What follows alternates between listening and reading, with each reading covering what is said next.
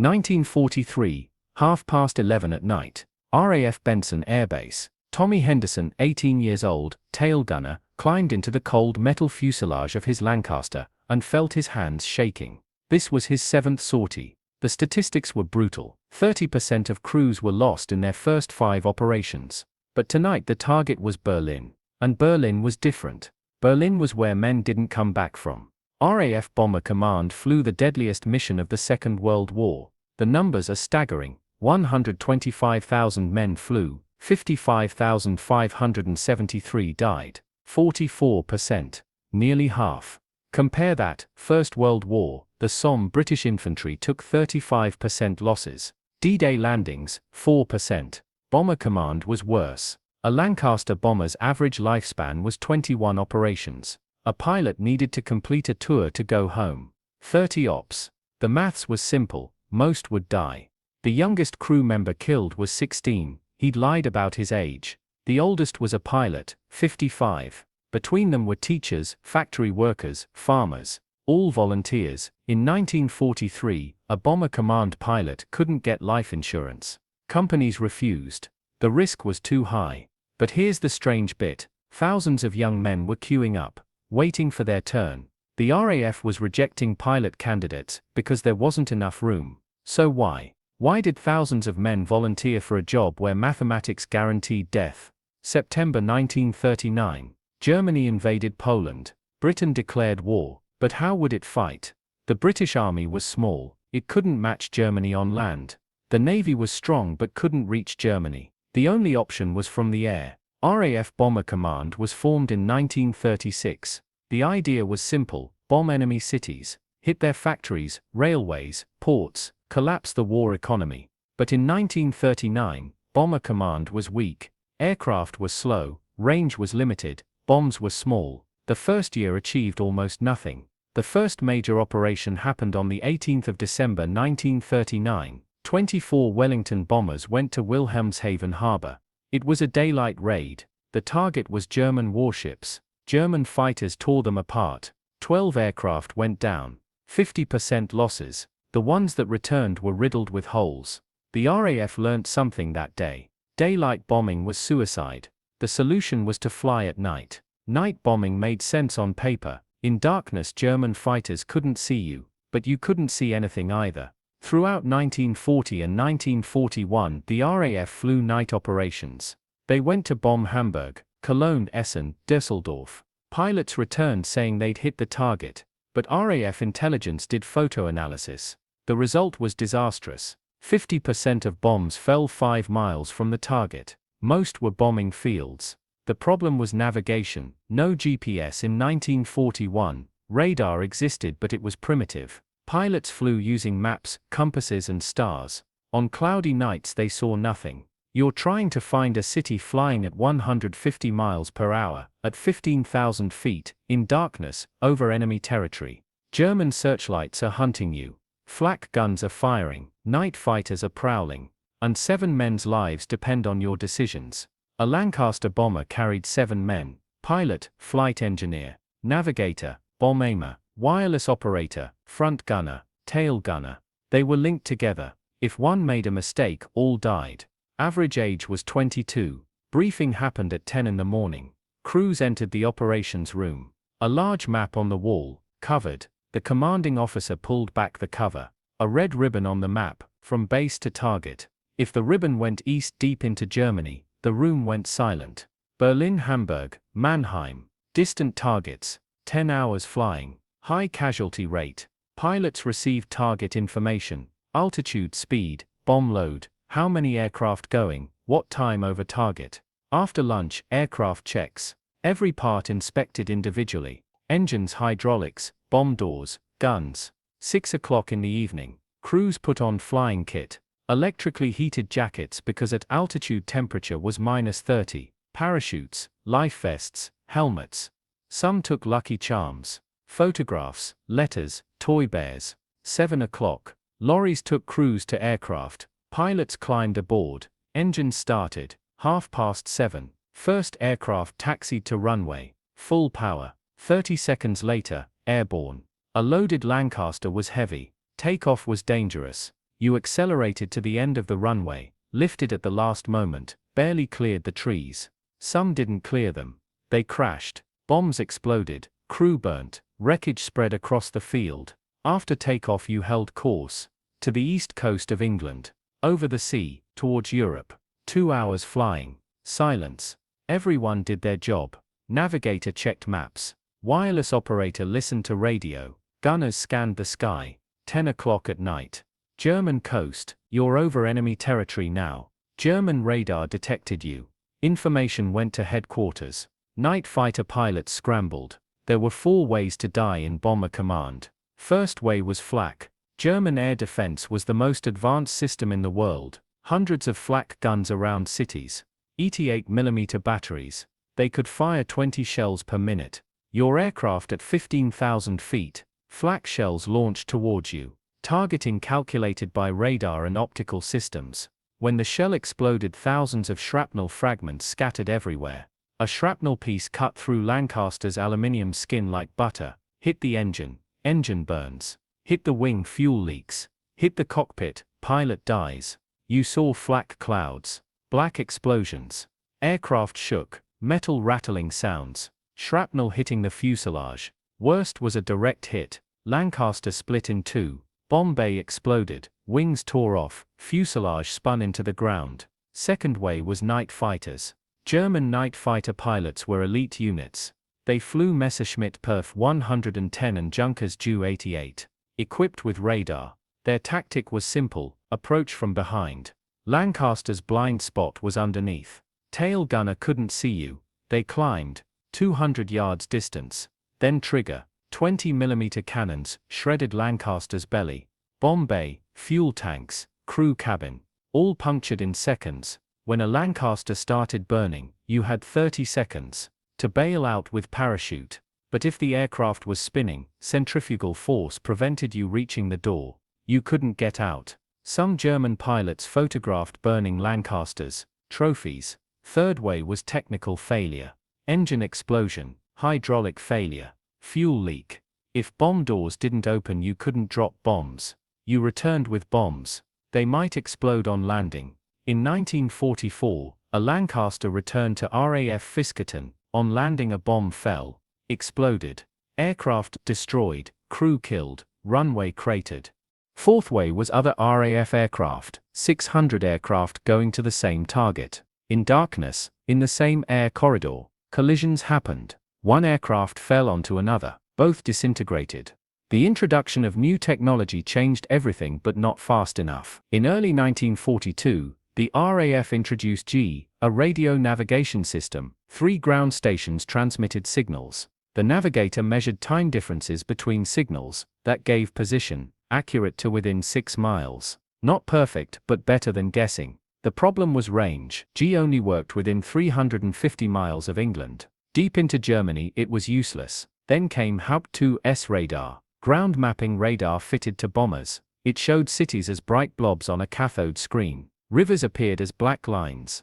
The navigator could identify targets. Haupt-2S arrived in early 1943, but it was heavy, unreliable, and the first versions were crude. Still, it helped. Bombing accuracy improved. More bombs hit closer to targets. The Germans noticed. They developed Naxos, a detector that tracked Haupt-2S transmissions. Night fighters homed in on the radar signal. Using Haupt-2S made you visible, but not using it meant you couldn't find the target. Bomber crews had to choose. Some switched it off near the target, others left it on and accepted the risk. Pathfinder Force was formed in August 1942, elite crews. They flew ahead of the main bomber stream, dropped colored marker flares on the target. The main force bombed the markers. It worked, accuracy increased, but Pathfinder crews took higher losses. They arrived first, left last, flew lower to mark accurately. German defenses focused on them. The 1000 bomber raid started in May 1942. Air Marshal Arthur Harris, head of Bomber Command, wanted to prove strategic bombing worked. He scraped together every available aircraft,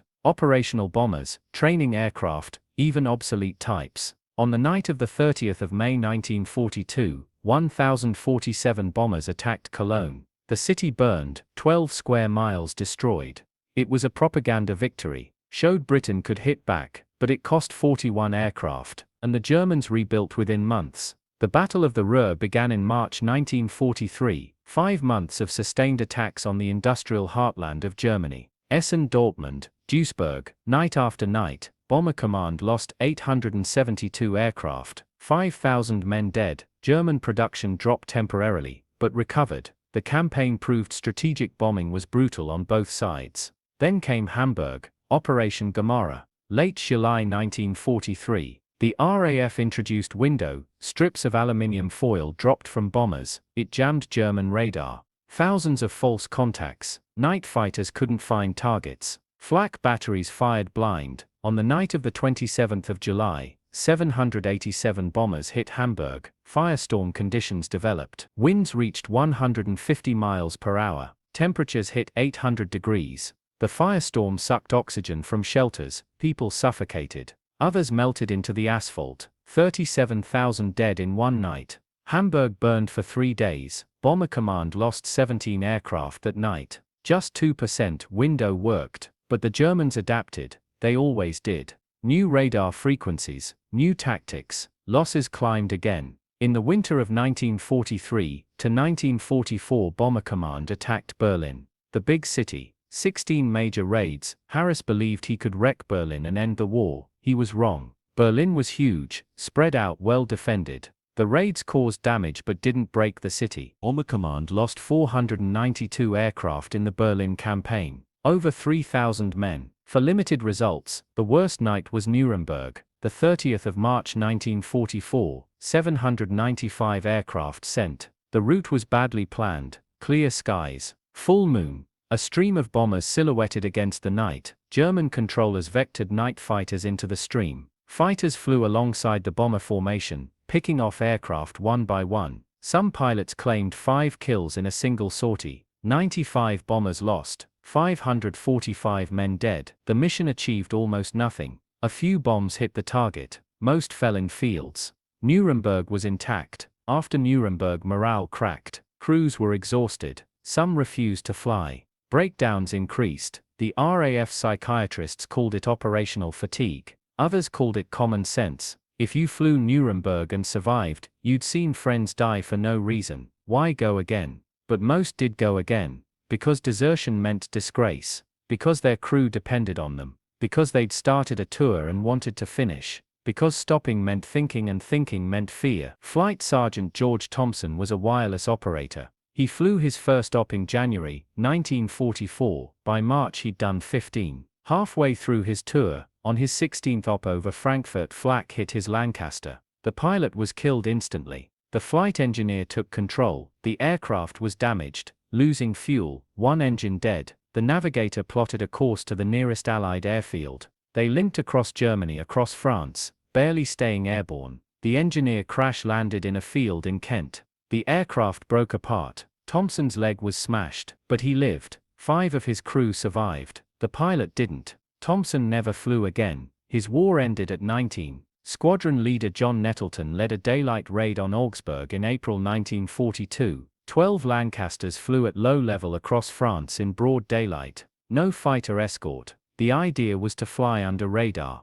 It didn't work. German fighters found them. 7 Lancasters were shot down. Nettleton's aircraft was hit but kept flying. He reached the target, bombed the factory, turned for home. By the time he crossed the channel, his Lancaster was barely controllable. He landed at the first airfield he saw. Nettleton received the Victoria Cross. He was killed a year later over Turin. Arthur Harris himself was controversial. Nicknamed Bomber Harris, he believed in area bombing, targeting cities, not just factories. His logic was brutal but clear. German workers lived in cities. Destroy their homes, and they can't work. Destroy their morale and they'll demand peace. Harris was ruthless. He didn't apologize for civilian deaths. War is war. The Germans started it by bombing London. Total war means total destruction. Critics called him a war criminal. They said area bombing was immoral, that it killed women and children, that it didn't shorten the war. Harris didn't care. He answered to Churchill and the War Cabinet. They approved every raid.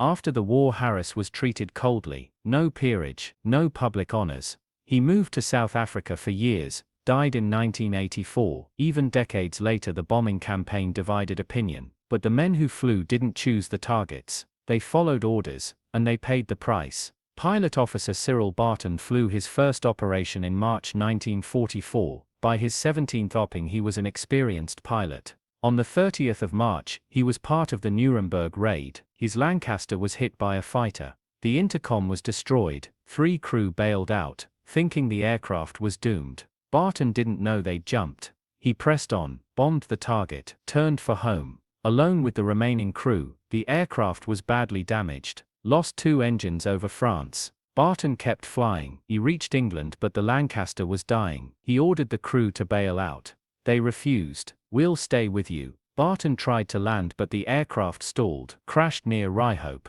Barton was killed. The other 3 survived. He was awarded the Victoria Cross posthumously. He was 22. The American 8th Air Force arrived in Britain in 1942. They flew daylight raids, heavily armed B-17 and B-24 bombers in formation. The theory was massed defensive firepower would protect them. It didn't. German fighters tore them apart. The Schweinfurt raids in August and October 1943 were disasters. 60 bombers lost in August, 77 in October. Unsustainable. The Americans switched tactics. Long-range fighter escorts. E-51 Mustangs with drop tanks. By 1944 American fighters accompanied bombers all the way to targets. Losses dropped. The RAF continued night bombing. The 2 air forces complemented each other. Americans by day, British by night. Round-the-clock bombing. Germany never got a break. Factories worked under constant threat. Workers spent nights in shelters instead of sleeping. Productivity suffered.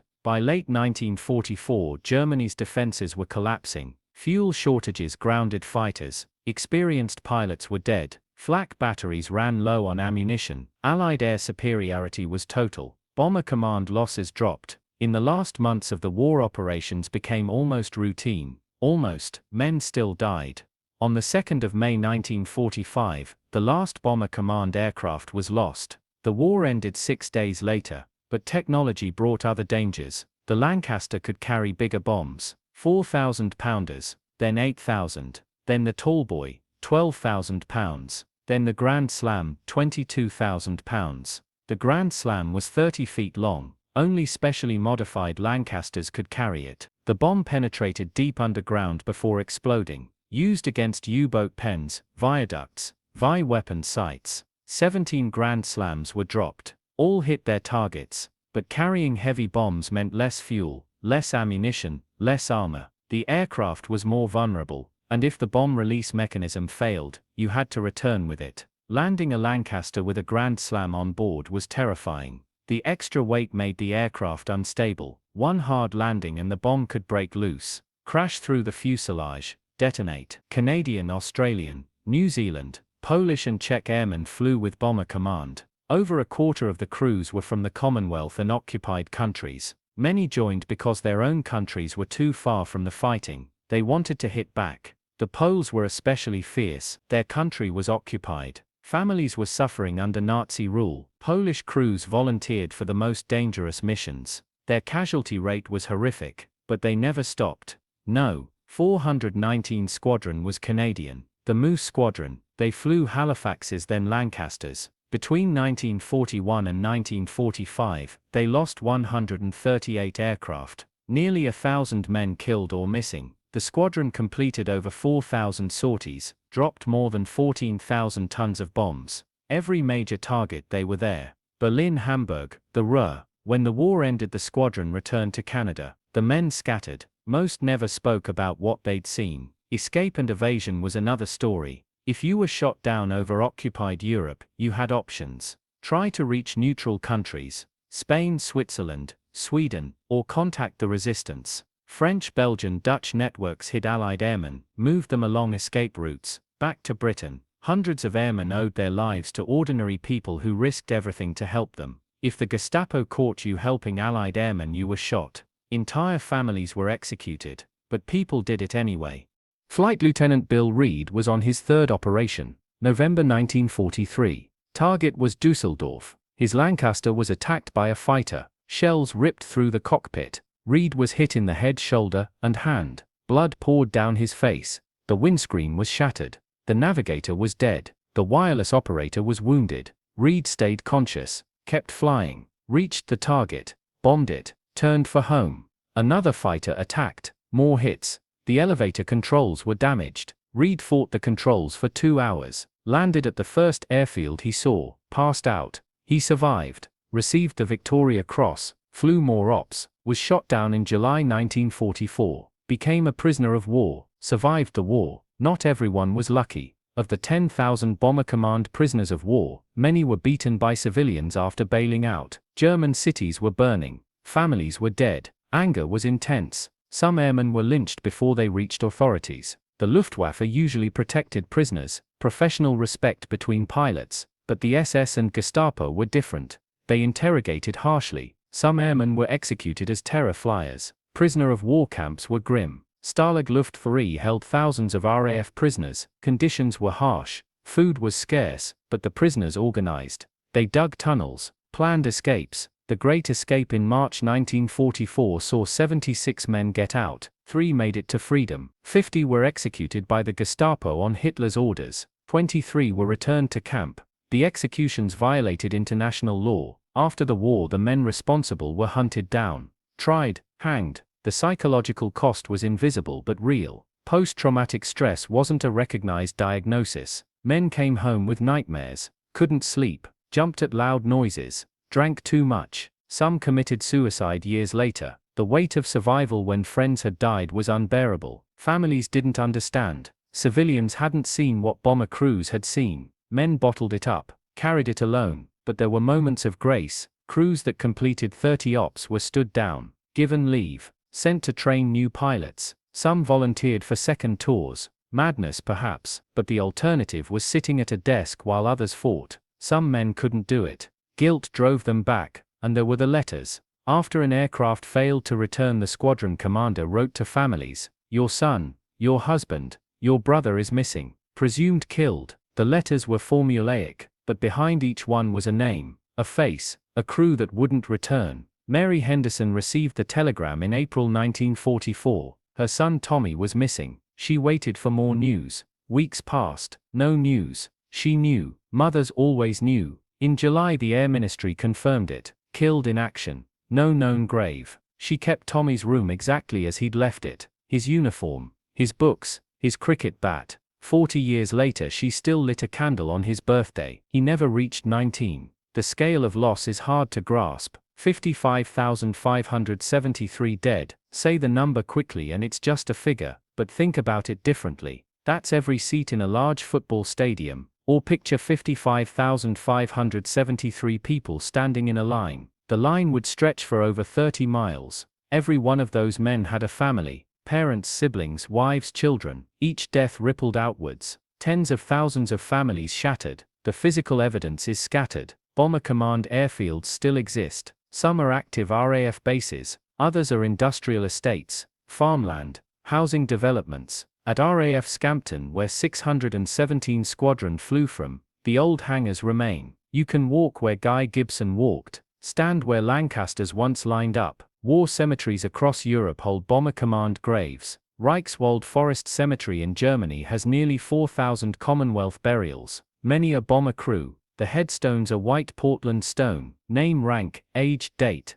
Some have inscriptions chosen by families. Their glory shall not be blotted out, forever in our hearts, until we meet again. Words trying to hold on to men who disappeared into fire and darkness. The Runnymede Memorial near Windsor lists 20,456 Commonwealth aircrew with no known grave, lost over the sea, burned beyond recognition, buried by Germans in unmarked graves. The names are carved into panels. Walk along the memorial and read them, name after name after name. You can't read them all. There are too many. Each name is a ghost. The impact on small communities was devastating. A village might send 10 young men to the war. If 3 flew in Bomber Command, 1 probably didn't return. Church plaques list the dead, local boys who never came home. Every village, every town has them, and yet the campaign continued because there was no choice. In 1940 and 1941, Britain couldn't invade Europe, couldn't fight Germany on land. Bombing was the only offensive option. It kept pressure on Germany, forced them to divert resources to defense. Every fighter defending Germany was one less on the Eastern Front. Every flak gun in the RU was one less in Normandy. Strategic bombing tied down massive German resources. Did it work? That's the question. Some historians say yes. Bomber Command crippled German industry. Oil production collapsed. Transport networks were destroyed. By 1945 Germany was paralyzed. Others say the cost was too high, that the resources used for bombing could have been better spent elsewhere, that too many civilians died for uncertain results. The truth is probably somewhere between. Bomber Command didn't win the war alone, but it contributed. It forced Germany to fight on multiple fronts. It degraded their ability to produce weapons. It broke transport links, and it showed the British public that their country was fighting back when fighting back seemed impossible. The men who flew didn't think about grand strategy.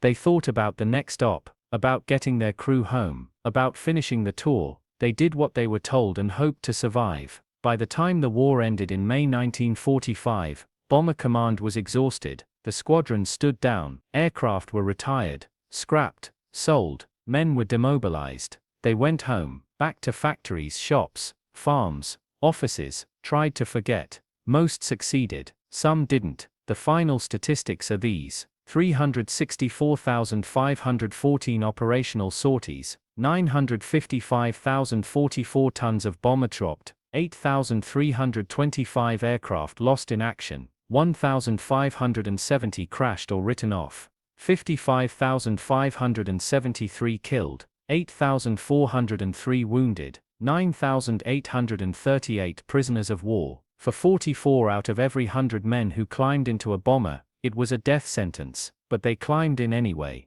Tommy Henderson, 18 tail gunner, died over Hamburg on his 11th sortie. Berlin, the target that terrified him, he never saw. His body was never recovered. His name is on the Runnymede Memorial, panel 275, just one name among thousands, but for his mother it was the only name that mattered. These were ordinary men asked to do an impossible job. They were frightened, they flew anyway. They died in fire and darkness and cold. Many were never found, but their sacrifice wasn't forgotten. Not by the families who waited, not by the friends who survived, not by a country that needed them when everything seemed lost. Bomber Command paid a price higher than any other branch of Britain's armed forces. They knew the odds. They went anyway, and that's why 70 years after the last Lancaster returned, we remember them still.